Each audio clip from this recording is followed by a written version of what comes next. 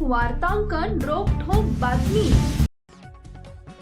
रस्ते अपघाताच्या वाढत्या घटना आणि त्यामध्ये होणारी जीवितहानी टाळण्यासाठी सरकारनं एक अत्यंत महत्त्वाचा निर्णय घेतलाय। रस्ते अपघातात जखमी झालेल्या व्यक्तींना आता गोल्डन अवरमध्ये तातडीने आणि मोफत उपचार मिळावेत यासाठी पीएम राहत योजना, आयुष्मान भारत आणि जन आरोग्य योजनेची प्रभावी सांगड घालण्यात आली आहे। यात जिल्ह्यात एकूण 113 हॉस्पिटल असून यात शहरात 28 हॉस्पिटल नोंदणीकृत असल्याची माहिती अधिकाऱ्यांनी दिली आहे। योजनेअंतर्गत रस्ते अपघातातील जखमींना राज्यातील नोंदणीकृत रुग्णालयामध्ये उपचार दिले जाणार आहेत। अनेकदा अपघातानंतर पैशांअभावी किंवा तांत्रिक कारणांमुळे उपचारांना उशीर होतो, ज्यामुळे जखमीचा जीव जाण्याची भीती असते।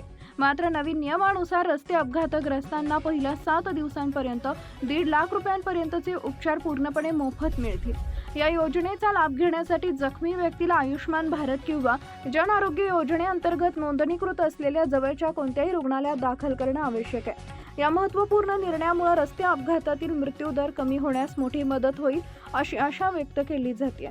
नागरिकांनी या सुविधेबाबत जागरूक राहणे आणि गरज पडल्यास याचा लाभ घेणं आवश्यक आहे।